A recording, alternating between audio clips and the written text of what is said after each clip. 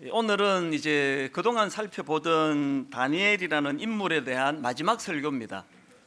아시다시피 다니엘은 어린 10대에 그 나라가 망하고 또 그렇게 바벨론의 포로로 잡혀와 가지고 이제 80대가 되는 그 나이가 될 때까지 한치의 흔들림도 없는 그 초지일관의 삶을 살아온 그런 참 존경스러운 분입니다. 그래서 우리가 이 다니엘서를 공부하고 읽을 때 어떻게 하면은 우리도 다니엘처럼 그 흔들림 없는 그런 초지일관의 인생을 또 살 수 있을까? 이런 참 그 부러워하는 마음, 또 사모하는 마음으로 다니엘서를 읽어야 된다고 생각하는데요. 이런 질문을 가지고 본문을 읽다가 보면은 어떻게 다니엘이 그렇게 평생을 흔들림 없는 영적 각성과 또 성숙을 향하여 그렇게 나갈 수 있었는지에 대한 힌트를 좀 얻을 수가 있습니다. 보니까 다니엘이 평생을 그렇게 초지일관의 삶을 살 수 있었던 비결 첫째가 뭐냐 하니까 이 말씀을 통한 깨달음의 삶을 그는 늘 누렸다는 사실입니다. 오늘 본문 다니엘 9장 2절입니다. 곧 그 통치 원년에 나 다니엘이 책을 통해 여호와께서 말씀으로 선지자 예레미야에게 알려주신 그 연수를 깨달았나니, 나 다니엘이 책을 통해 깨달았나니. 제가 이 내용을 읽다가 보니까 참 다니엘이 귀한 게 지금 굉장히 혼란스러운 과도기입니다. 그 앞에 내용을 보면은 자기들을 포로로 잡아온 바벨론 제국은 망하고 또 메대와 바사라는 새로운 강대국이 일어나고 그리고 또 다리오 왕이라는 새로운 권력자가 이제 나타나고 이런 여러 가지 상황에서 그 불안한 과도기를 겪고 있다 보니까 그 포로로 잡혀온 다니엘 입장에서 이게 얼마나 불안하겠습니까? 우리의 장래는 어떻게 되는 거고 이 민족은 어떻게 되는 건가? 그렇게 굉장히 혼란스럽고 혼미한 그런 과도기의 때인데요, 다니엘은 이런 불안한 상황에서 말씀을 읽습니다. 그리고 그 말씀을 통해서 깨달음을 얻습니다. 제가 참 우리 성도님들을 뵈면 안타까운 게요, 평상시에는 뭐 성경도 잘 읽고 통독도 하고 필사도 하고 잘 하시다가 어떤 문제가 있거나 위기가 올 때 진짜 말씀이 필요할 때는 말씀을 안 읽으세요. 어떤 분은 막 전보로도 가시고 막 사람 찾아다니시고, 그게 참 그러시면 안 되거든요. 사실 평상시에는 뭐 성경을 좀 바빠서 좀 덜 읽고 그러시더라도 어떤 문제가 있고 위기를 만날 때 오히려 그때야말로 말씀의 영향을 받아야 되는데, 바로 이게 다니엘에게서 배워야 되는 모습이라는 겁니다. 다니엘은 혼란스러운 과도기의 때에 말씀을 붙잡았고요, 또 그 말씀을 통해서 자기 민족과 관련한 중요한 깨달음을 얻게 된다는 것입니다. 그가 말씀을 통해서 무슨 깨달음을 얻습니까? 9장 2절 하반절입니다. 곧 예루살렘의 황폐함이 70년 만에 그치리라 하신 것이니라. 왜 자기 민족이 이렇게 비참하게 망하고 여기에 포로로 끌려왔는지, 그리고 또 이제 이 모든 하나님의 그 심판의 기간이 다 끝나가고 이제는 곧 이제 자기 조국으로 돌아갈 수 있다, 해방이 이제 곧 다가온다, 이 놀라운 사실을 깨달은 거예요. 이게 다니엘에게 얼마나 벅찬 감격을 가져다 주었겠습니까? 여러분, 말씀은 원래 그런 거예요. 말씀은 다니엘을 그 불안한 과도기 속에서 여러 가지 근심과 염려의 골짜기로 몰고 갈 수밖에 없는 상황인데, 그 상황에서 말씀을 읽으니까 그 말씀이 그에게 사람이 주지 못하는 하나님의 희망이 거기에 담겨져 있는 걸 경험하는 거거든요. 시편 119편 49절에 보니까 세 번역입니다. 주님의 종에게 하신 말씀을 기억해 주십시오. 그 다음 보십시오. 주님께서는 말씀으로 내게 희망을 주셨습니다. 그 다음 50절도 마찬가지예요. 주님의 말씀이 나를 살려주었으니 내가 고난을 받을 때에 그 말씀이 나에게 큰 위로가 되었습니다. 여러분, 하늘을 되돌아보면서 이 시편 119편처럼 고백할 수 있으면 얼마나 좋겠습니까? 내 지난 시간을 되돌아보니까 주님께서는 말씀으로 내게 희망을 주셨습니다. 내가 고난을 받을 때 그 말씀이 나에게 큰 위로가 되었습니다. 지난 한 해를 되돌아보시면서 다니엘처럼 말씀에서 대안을 찾고 말씀에서 깨달음을 얻고 말씀이 주는 위로하심으로 어수선한 오늘 이 시대를 극복해내는 능력을 말씀에서 찾아내시는 믿음의 성도님들 되시기를 바랍니다. 자, 그런가 하면은 다니엘에게 배워야 될 게 하나 더 있는데요. 두 번째로 뭘 배워야 되느냐? 이렇게 다니엘은 그 과도기에 혼란스러울 때 말씀을 가까이 하고 말씀에서 그 깨달음을 얻었다 그랬는데 더 중요한 게 뭐냐? 그 깨달은 말씀을 다니엘은 기도로 연결시키고 있다는 사실입니다. 2절을 보십시오. 곧 그 통치 원년에 나 다니엘이 책을 통해 여호와께서 말씀으로 선지자 예레미야에게 알려주신 그 연수를 깨달았나니, 그는 이 깨달음을 바로 3절에서 무엇과 연결시킵니까? 내가 금식하며 베옷을 입고 죄를 덮어 쓰고 주 하나님께 기도하며 간구하기를 결심하고, 이게 다니엘에게 진짜 배워야 되는 거예요. 이 말씀을 가까이 하고 말씀의 깨달음을 얻는 것도 중요하지만 그 말씀의 깨달음이 있을 때 그거를 기도로 연결시킨다는 거예요. 지금 우리나라의 한국교회의 약점이 뭐예요? 기도파, 말씀파가 분리가 돼 있습니다. 이 사람은 말씀을 사모한대, 묵상을 잘한대, 큐티를 한대. 근데 기도는 별로 안 해. 또 이 사람은 막 늘 성령님을 사모하고 또 은혜를 갈망하고 그렇게 또 기도의 자리로 나가는 막 기도의 막 대왕이에요. 막 기도 얼마나 열심히 하는데 말씀은 잘 몰라요. 이 두 개가 합쳐지지 않고는 온전하다 할 수 없습니다. 말씀이 깨달아지면 그 깨달음을 기도로 가져가고 기도의 능력이 나타날 때 그것을 말씀으로 연결하고, 그래서 그 책 중에서 오늘부터 다시 기도라는 책이 있는데요. 그 책에 보니까 그 존 파이프의 말을 인용을 합니다. 한번 들어보세요. 내가 무엇보다 소중하게 여기는 일은 하나님의 말씀이 내 기도를 인도하고 말씀이 내 기도를 가득 채워 지탱해주고 통제하는 것이다. 그리고 또 이런 내용도 있습니다. 성경을 펼쳐 읽기 시작하라. 만나는 구절마다 멈추어 서서 그 구절을 기도로 바꾸라. 성경을 펼쳐 읽기 시작하라. 만나는 구절마다 멈추어 서서 그 구절을 기도로 바꾸라. 이 지금 뭘 교훈하는지 아시겠습니까? 기도가 터지면 그 기도를 말씀으로 연결시켜야 되고 말씀의 깨달음이 있으면 그거를 붙잡고 기도로 나가야 되는 거예요.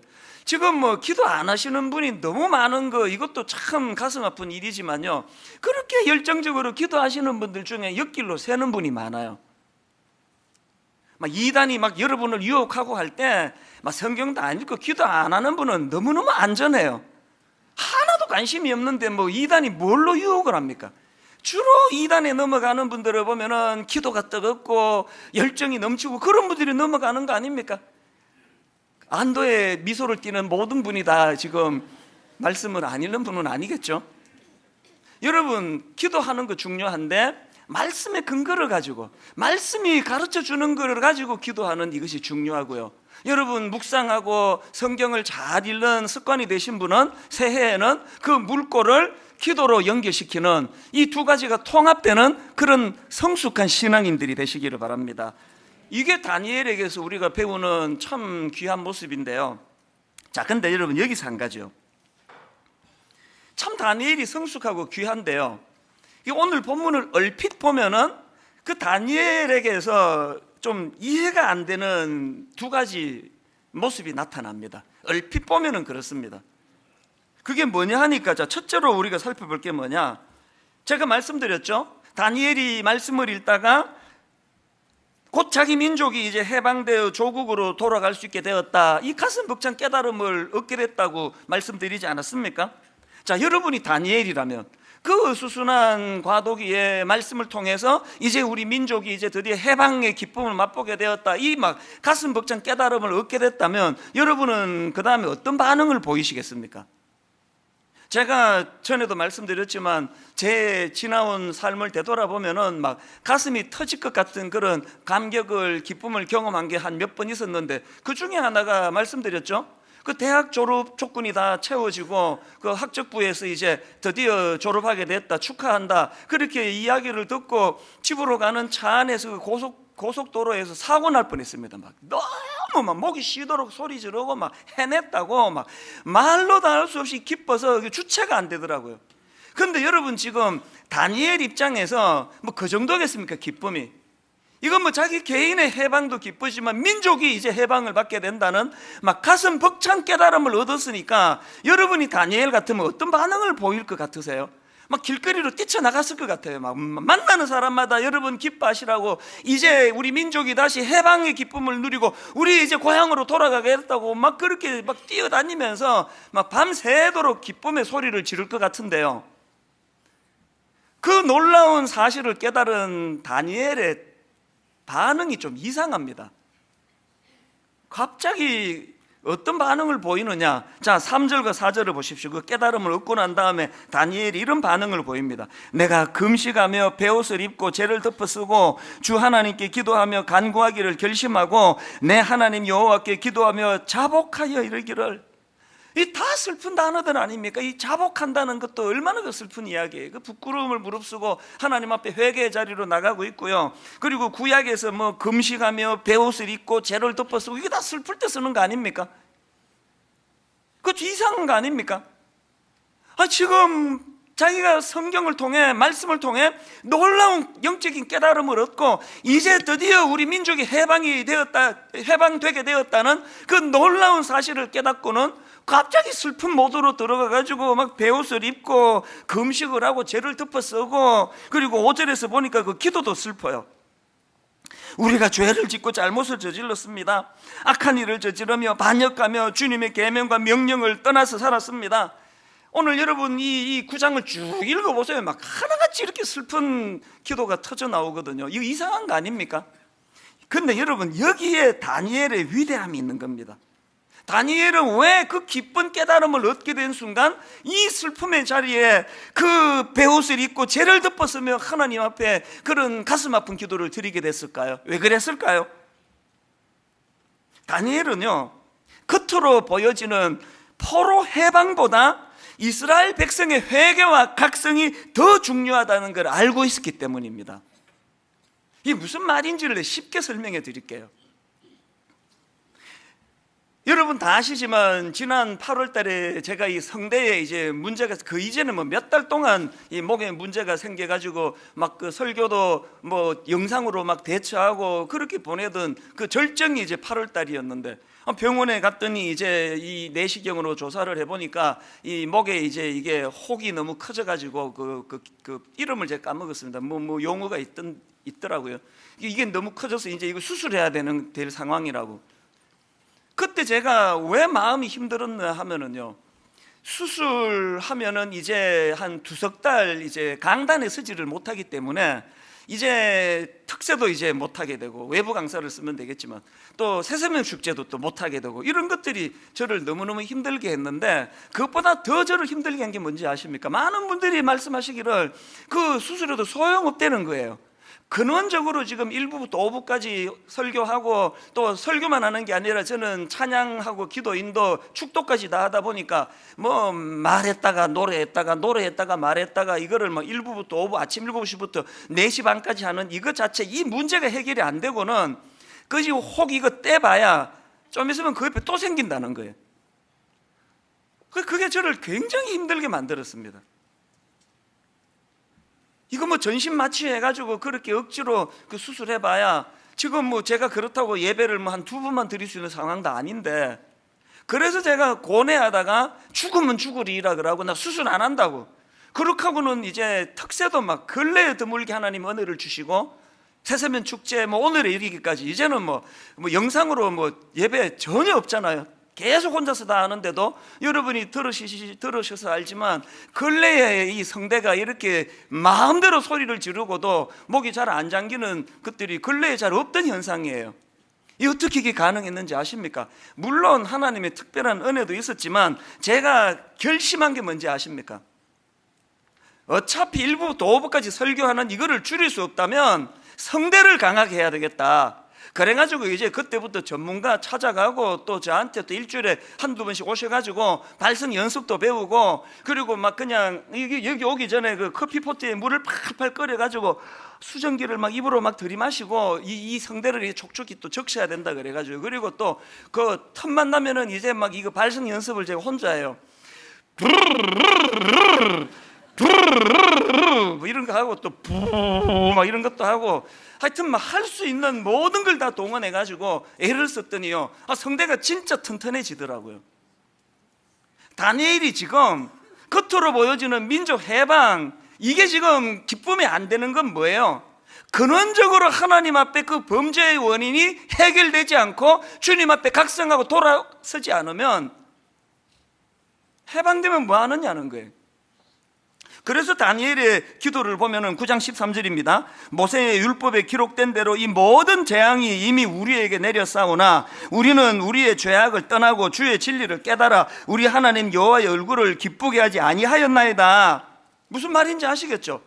너무너무 가슴 아프게도 우리 민족이 이 무서운 하나님의 징계를 받고도 지금 돌이키지를 않습니다. 회개하지 않는 우리 민족을 불쌍히 여겨 주시옵소서. 그 기도 아닙니까? 한 해를 마무리하는 이 시점에서 우리의 자세를 여러분 부끄러워 고쳐야 돼요. 그때 위기만 모면하면 되는, 이것이 우리 몸에 배어있는 너무너무 부끄러운 모습 아닙니까? 뭐 대형 사고만 나면은 전문가들 나와가지고 뭐 이래야 되고 저래야 되고 뭐 어쩌고 막 조치 취하고 뭐 계속 이제는 이런 일 안 일어나나 보다 하는데, 좀 지나면 또 같은 일이 일어나고 좀 지나면 또 같은 일이 일어나고. 왜 그렇습니까? 근원적인 문제가 해결되지 않으면, 그 껍데기 약간 고친다고 이 해결되는 문제가 아니라면, 오늘 우리가 다니엘에게 배워야 되는 가장 중요한 게 뭡니까? 겉으로 보여지는 어떤 그 사람 앞에 보여지는 이런 것보다도, 그리고 막 해방의 기쁨을 누린다고 길거리 뛰어다니기보다 그 문제가 일어나게 되었던 근원적인 원인, 하나님과의 관계가 깨지고 회개하지 않은 강팍한 심령이 깨트려져야 된다는 것을 강조하고 있는 겁니다. 해가 바뀐다고 뭐 달라지는 게 있겠습니까? 달력 뜯어내고 새 달력 단다고 뭐가 달라지겠습니까? 근원이 바뀌질 않는데. 여러분, 한 해를 마무리하고 새해를 맞으면서 다니엘처럼 뿌리 깊은 근원을 찾아가지고, 그거 안 하면요, 제 성대 수술하고 나면 좀 지나면 또 생기고 또 생기는 거랑 같은 원리입니다. 그저 빨간 약 발라서 그냥 임시 처방하는 게 아니라 근원적인 문제를 하나님 앞에 해결함 받는 그 일을 위하여 회개의 자리로 나아가면서 새해를 맞이하는 그런 성도님들이 되시기를 바랍니다. 그런가 하면은 두 번째로 그 본문의 다니엘의 모습에서 이해가 안 되는 게 하나 더 있는데요. 제가 앞에서 말씀드렸지 않습니까? 다니엘이 말씀을 통해 뭘 깨닫습니까? 이렇게 포로로 끌려가고 나라가 망하게 된 건 자기 민족의 범죄함 때문이다. 그리고 하나님이 이제 그 기한이 다 차서 우리를 해방시켜 주신다. 이 깨달음을 가지고 이제 회개의 자리로 나가는데요.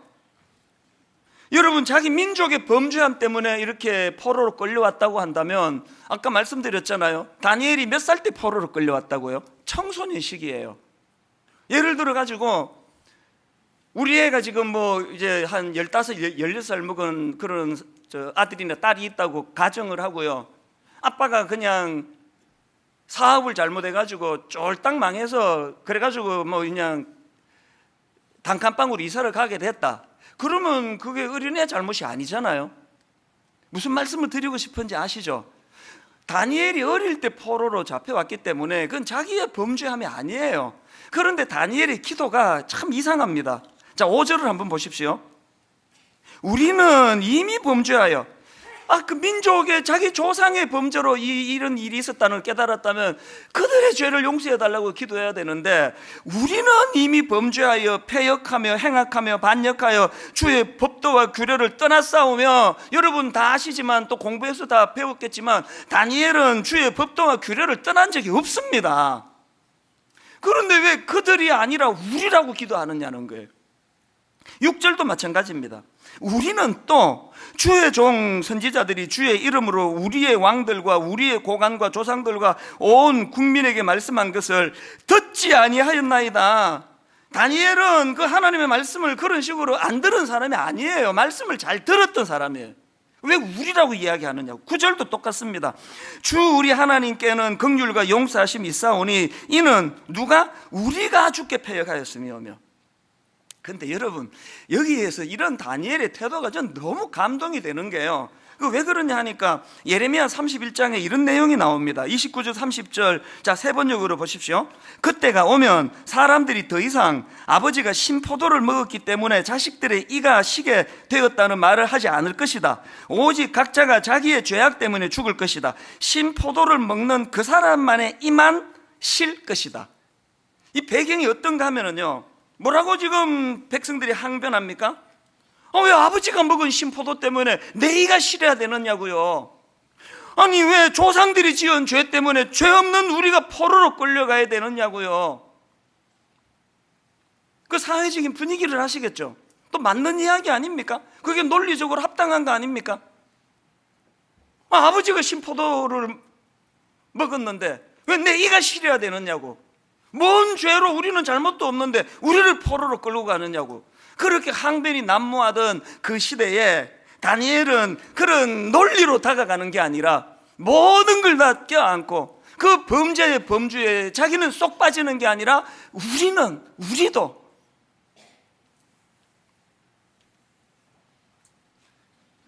저는 이런 다니엘의 모습을 보면 참 가슴이 아픈 사람이에요. 오늘 우리 조국 대한민국 울분공화국이라 그러더라고요. 그리고 울분이 점점 지금 누적이 되는 것 같아서 진짜 걱정입니다. 오늘 우리나라를 보면 울분공화국이라고 이름들 하는데 저는 거기다 한마디 더 붙이고 싶어요. 오늘 우리 현실은요, 우리나라가 울분공화국일 뿐만 아니라 남탓공화국이에요. 막 온 사방에서 들려오는 이야기가 그거예요. 왜 아버지가 그 신포도를 먹었는데 내 이가 실해야 되느냐고, 막 이런 항변이 막 여기저기서 들려지는 거 아닙니까? 교회도 마찬가지예요. 교회 하나 한번 들여다보세요. 이 교회는 이 남탓의 공동체, 막 여기저기서 탓이 그렇게 많은 이게 너무 가슴 아픈 거 아닙니까? 여러분, 교회가 이렇게 살버려도 되는 겁니까? 여러분, 지금 본인이 내가 영적으로 좀 건강한가 어쩌나 이거 점검하기 위해서 이 잣대를 대고 한번 자기를 돌아보세요. 이사야 6장 5절. 그때에 내가 말하되 화로다 나여 망하게 되었도다. 여러분, 내면에서 이 목소리가 터지고 있습니까? 화로다 너여, 당신 때문이야. 저 목사 때문이라고. 장로야, 장로. 왜 이게 내 영적 성숙을 가늠하는 잣대가 되는지 아십니까? 모든 신앙의 출발은 다 이렇게 시작을 해요. 여러분 아시는 누가복음 5장에 베드로가 예수님을 만나는 자리에서 그가 던졌던 첫 마디가 뭐예요? 주여 나를 떠나소서 나는 죄인으로소이다. 이걸로 시작하는 게 베드로의 주님과의 만남 아닙니까? 그런가 하면은 사도행전 2장에 보면은 복음이 선포되니까 그들이 단식하면서 그 강팍했던 마음이 어떻게 깨트려집니까? 형제들아 우리가 어찌할꼬. 여기에 그 남 탓이 어디 있습니까? 항상 영적으로 충만할 때는 내 탓이에요, 내 탓. 그 믿음이 떨어지고 자꾸 바리새인처럼 돼가는 첫 번째 증상이 화로다 나여가 없어져요. 나여가. 네가 잘못했다는 거 아닙니까? 그리고 이런 사람들이 특징이 뭔지 아시죠? 논리가 너무 정연해요. 왜 상대방이 틀려먹었는지를 막 상대방이 숨도 못 쉬게 공격을 해요.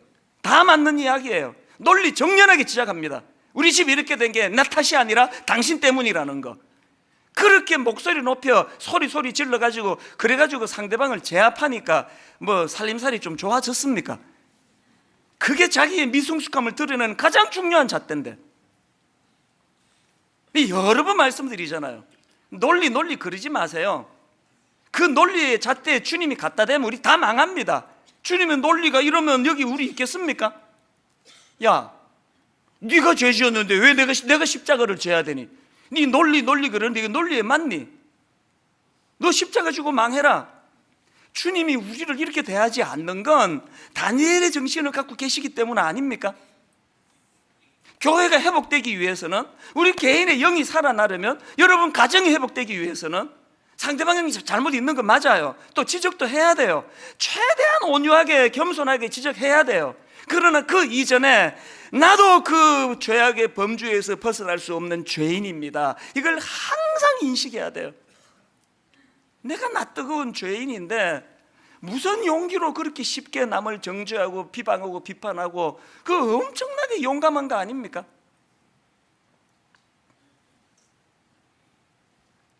어느 글에서 제가 너무 감동적인 내용이 있어가지고 메모를 해뒀는데, 근래에 다시 읽으니까 또 감동이 되더라고요. 내용을 한번 들어보십시오. 징기스칸은 어려서 아버지를 잃고 고향에서 쫓겨났지만 집안 탓을 하지 않았고, 또 그 다음 보세요. 물질이 없어 들쥐를 먹으며 연명했지만 물질 탓을 하지 않았고, 또 그 다음도 들어보세요. 자기 이름을 쓸 줄 몰랐지만 학력 탓을 하지 않았고, 또 그 다음 들어보세요. 그가 가진 군사는 적들의 100분의 1에 불과했지만 그는 환경 탓을 하지 않았다. 그리고 세계를 정복했다. 이게 저에게 정말 큰 울림이 됐습니다. 다시 한번 들어보세요. 징기스칸은 어려서 아버지를 잃고 고향에서 쫓겨났지만 집안 탓하지 않았고, 물질이 없어 들쥐를 먹으며 연명했지만 물질 탓을 하지 않았고, 자기 이름을 쓸 줄 몰랐지만 학력 탓을 하지 않았고, 그가 가진 군사는 적들의 100분의 1에 불과했지만 환경 탓을 하지 않았다. 그리고 세계를 정복했다. 오늘 도대체 우리는 왜 이러는 거예요? 그 심리학자가 쓴 책 중에 30이면 달라질 줄 알았다, 이런 제목의 책이 있는데요. 그 책에 보면은 그 프롤로그에서 저자가 내가 왜 이 책을 쓰게 됐는지 아십니까? 이 책을 쓰게 된 몇 가지 이유가 있습니다. 그러면서 이제 그 책을 쓰게 된 동기를 밝히는 부분이 있는데, 직접 한번 들어보세요. 절대 다른 사람은 바꿀 수 없습니다. 내가 바꿀 수 있는 것은 오직 세상과 타인에 대한 나의 태도뿐입니다. 다시요. 절대 다른 사람은 바꿀 수 없습니다. 내가 바꿀 수 있는 것은 오직 세상과 타인에 대한 나의 태도뿐입니다. 사람들이 이걸 너무 몰라가지고 그 책을 썼답니다. 그 책을. 절대로 우리는 다른 사람을 바꿀 힘이 없습니다. 그건 하나님만 하세요. 그 연약한 사람을 향한 내 태도가 달라질 때, 그게 다니엘에게서 배우는 거 아닙니까? 우리가 저는 연말을 맞이해가지고 아가서 2장 10절 말씀이 막 너무 저에게 지금 뜨거움을 줘요. 막 울컥울컥 막 눈물이 맺힙니다. 나의 사랑하는 자가 내게 말하여 이르기를, 나의 사랑 내 어여쁜 자야, 일어나서 함께 가자. 주님이 그렇게 논리정연하게 우리의 모습을 보고 너는 따라가도 되겠다, 너는 인마 따라올 자격을 잃어버렸다, 그랬으면 제가 주님과 따라갈 수 있는 자가 되겠습니까? 왜 눈물이 납니까? 내 행위를 뛰어넘는, 내 논리를 뛰어넘는, 내 참 부끄러운 여러 가지 것들을 다 아시면서도 나의 사랑하는 자가 내게 말하여 이르기를, 나의 사랑 내 어여쁜 자야, 일어나서 함께 가자. 그런 논리를 뛰어넘는 주님의 초청이 있었기 때문에 오늘도 제가 쫓겨나지 않고 지금 목사 노릇, 내년에도 내가 지금 분당 우리 교회 담임 목사 계속할 수 있다는 이 기적 중의 기적 아닙니까?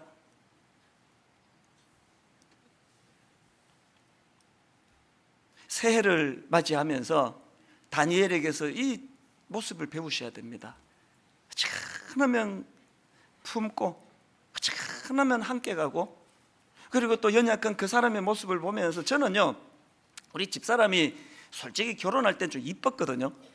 한 30년 가까이 지나니까 요새 가까이 보면 어이구 얼굴이 참 많이 사갔다, 이런 생각이 들면서 바로 내가 독백하는 게 있습니다. 혼자서. 이 이쁜 이 여자가 이렇게 바뀌는데 이 여자가 나보기에 어떻겠냐고. 내색하지 않는 그분이 고마울 뿐이에요. 왜 사람이 문제가 생깁니까? 자기 얼굴 늙어가는 거는 못 보고 상대방만 보이니까 계속 문제만 찾아내는 거 아닙니까?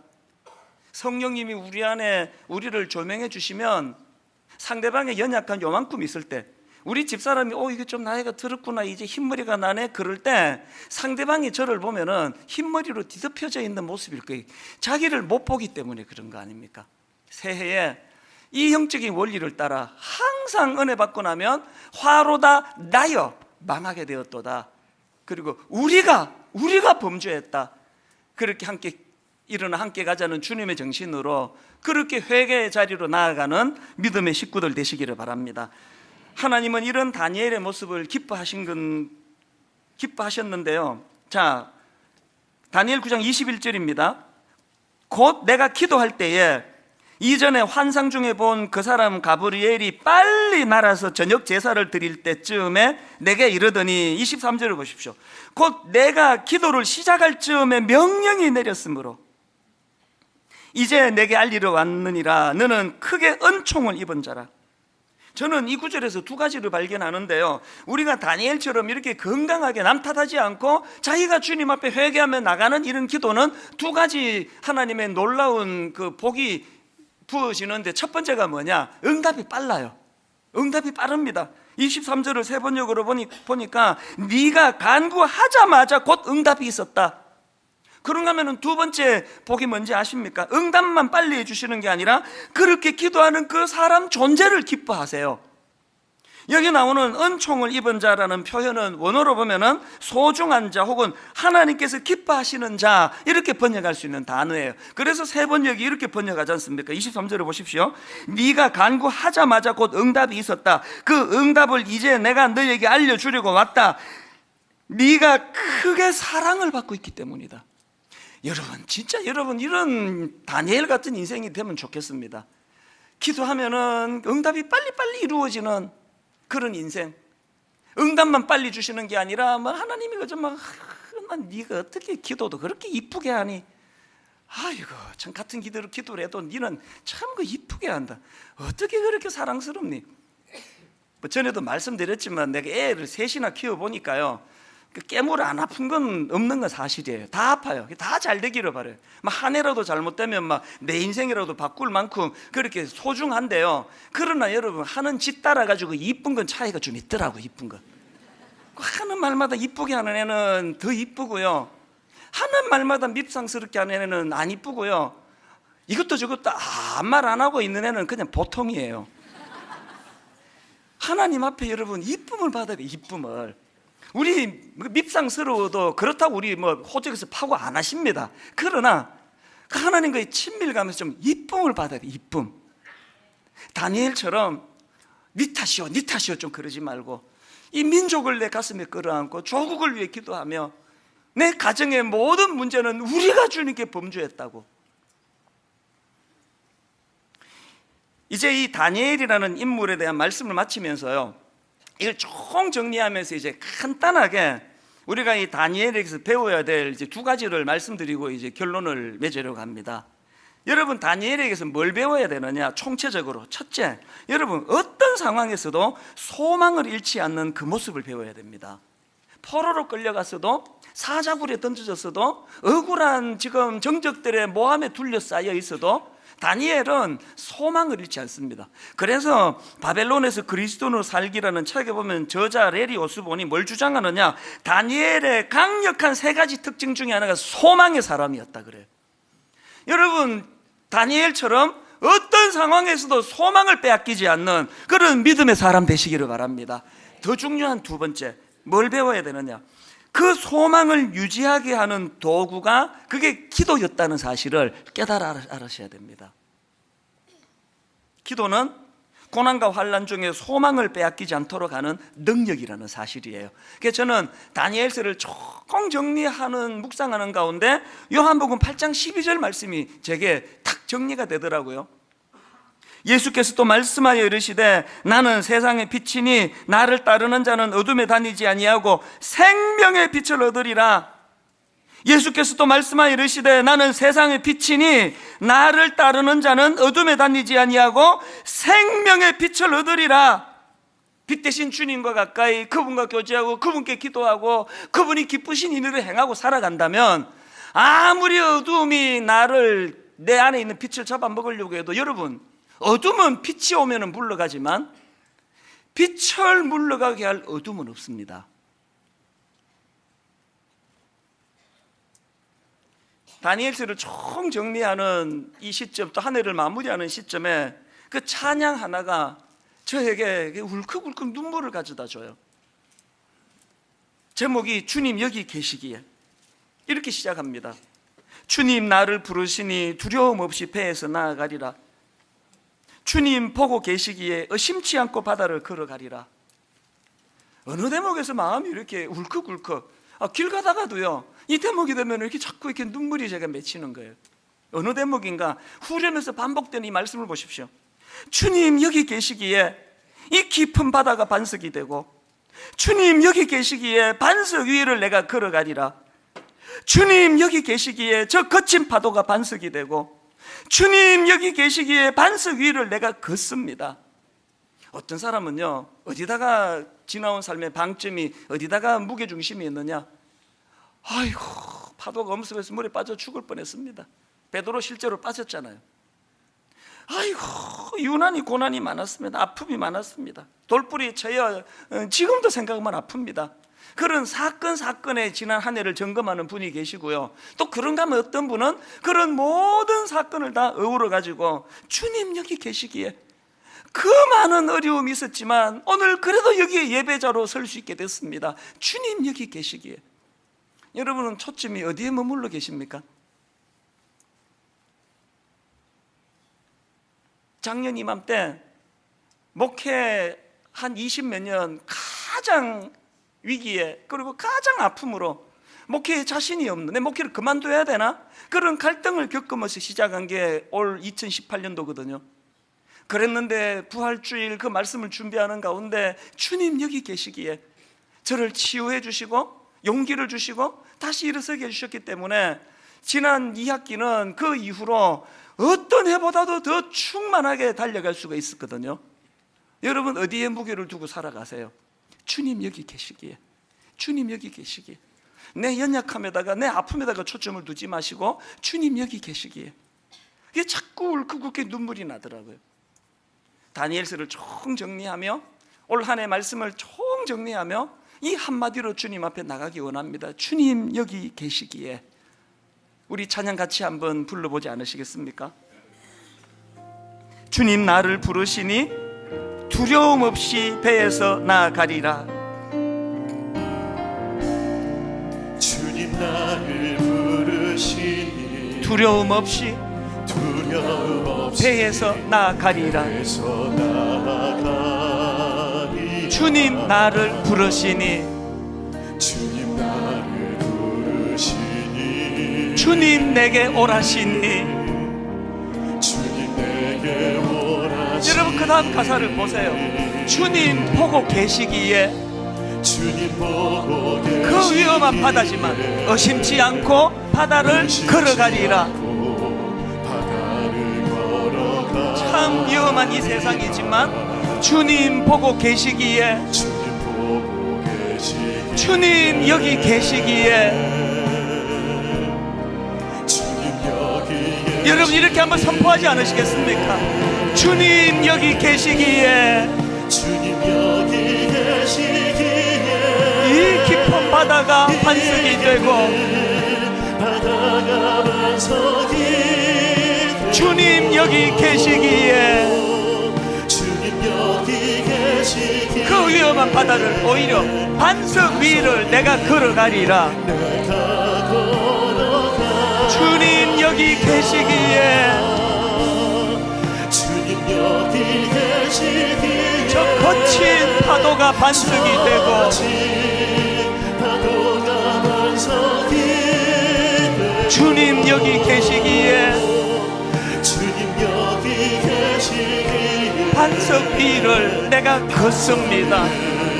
내가 걷습니다. 아까 예배 마치고도 어떤 성도님 부부가 오셔서 눈물로 같이, 인간이 위로하기는 어려운 참 그런 아픈 상황을 제가 기도해 드렸는데요, 인생길 가다가 보면은 돌뿌리에 채이고 자빠지고 계획한 대로 잘 안 되고, 그래서 그것 때문에 무너지고 또 무너지는 게 인생이지만, 그럼에도 불구하고 어떻게 오늘까지 일어설 수 있게 되었나? 주님 여기 계시기에, 주님 여기 계시기에. 여러분 돌뿌리에 채여 넘어진 자기만 보면 초라해요. 용기가 안 납니다. 저도 올 초에 그랬습니다. 목회를 그만둬야 되는 거 아닌가? 주님 여기 계시기에 또 회복이 일어나고, 자격 없는 전대 일어나, 사랑하는 자야 일어나 함께 가자. 주님 여기 계시고 저를 불러주시기에 이 마지막 예배까지 이렇게 힘있게 말씀을 전할 수 있는 것, 딱 한마디로 요약되는 올해의 단어, 주님 여기 계시기에.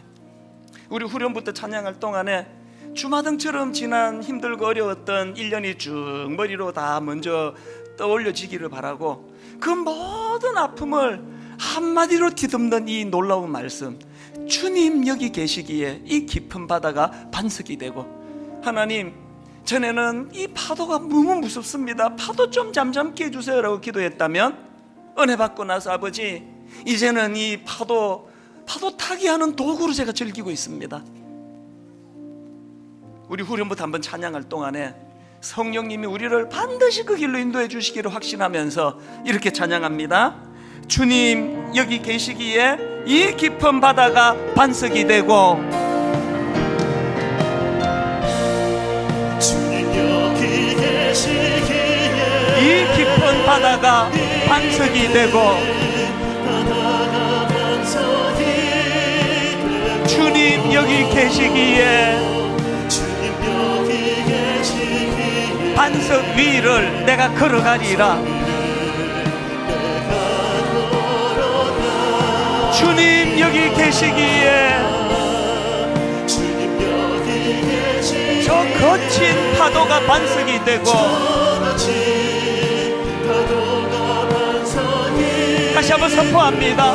주님 여기 계시기에 주님 여기 계시기에 반석 위를 내가 걷습니다. 내가 걷습니다. 다시 한번 선포합니다. 주님 여기 계시기에 주님 여기 계시기에 이 깊은 바다가 반석이 되고, 바다가 반석이 주님 여기 계시기에 주님 여기 계시기에 반석 위를 내가 걸어가리라.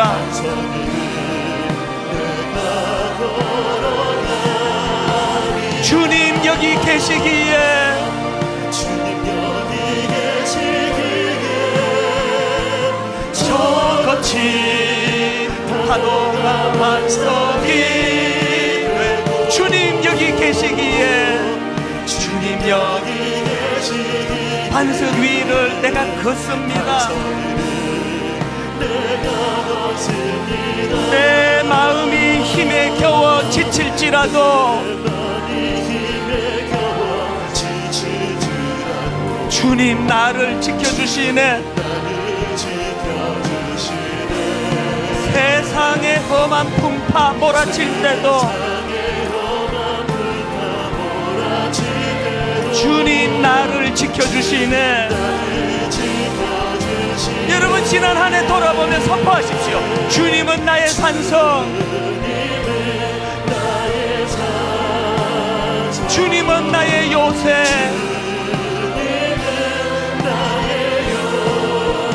주님은 나의 소망,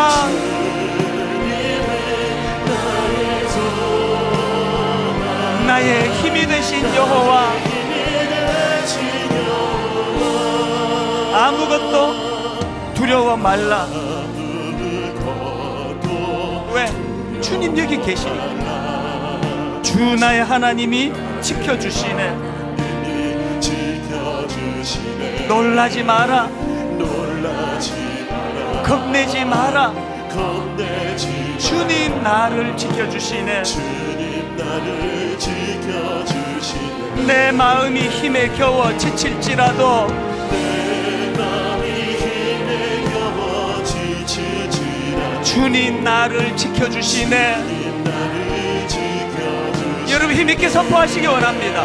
세상의 험한 풍파 몰아칠 때도 주님 나를 지켜주시니,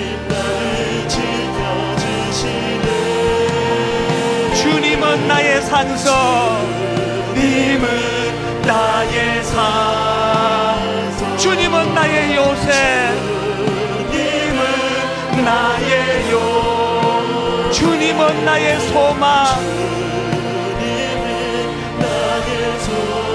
나의 힘이 되신 여호와. 우리 마지막으로 다 일어나서 선포합니다. 내 마음이 힘에 겨워 지칠지라도 주님 나를 지켜주시네. 세상의 험한 풍파 몰아칠 때도 주님 나를 지켜주시네. 주님 여기 계시기에 주님은 나의 산성, 주님은 나의 요새,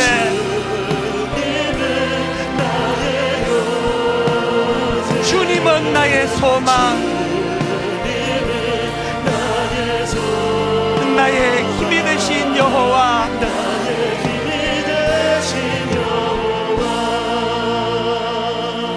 한 해를 총 정리하는 기도를 또 다니엘을 돌아오면서 이 기도를 드리기 원합니다. 아버지, 어떤 경우라도 소망을 빼앗기지 않기 원합니다.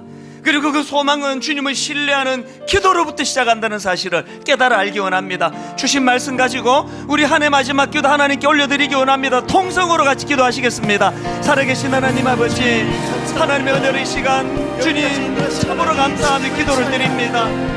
자격 없는 종을 향하여, 자격 없는 우리 성도들을 향하여, 내 의역분자, 내 사랑하는 자야, 일어나서 함께 가자 우리를 불러주시고 우리 손을 잡고 아버지 함께 가기를 원하시는 그 은혜를 감사드립니다. 혼자의 신이 아니라 하나님과 함께 이 길을 걸어왔음을 깨닫게 하시니 주님 감사합니다.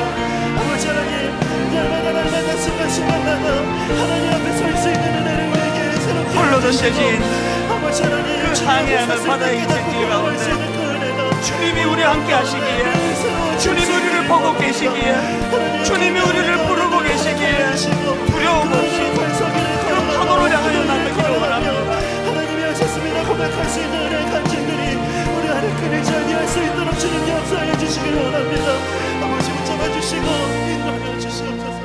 하나님 아버지, 홀로 던져진 인생길이 아니라 주님이 함께 하시기에, 그 주님이 나를 부르시기에 두려움 없이 배에서 뛰어 그 파도로 치는 바다를 향해 도전할 수 있을 줄로 믿습니다.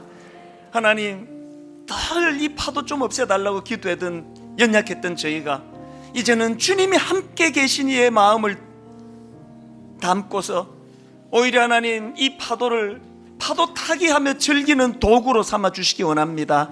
그렇게 기도하는 저희들 되게 하여 주시옵소서.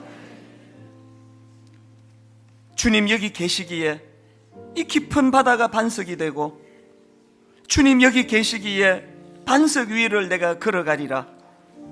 주님 여기 계시기에 저 거친 파도가 반석이 되고, 주님 여기 계시기에 반석 위를 내가 걷습니다. 우리의 삶이 마감되는 그 어느 날 바로 이 고백을 주님께 드리며, 주님 여기 계시기에 내가 반석 위를 걷습니다. 이 성숙의 자리로 나아가도록 인도해 주시고, 또 맞이하는 새해 이 꿈을 가지고 한 해를 바라보며 달려가도록 함께하여 주시옵소서.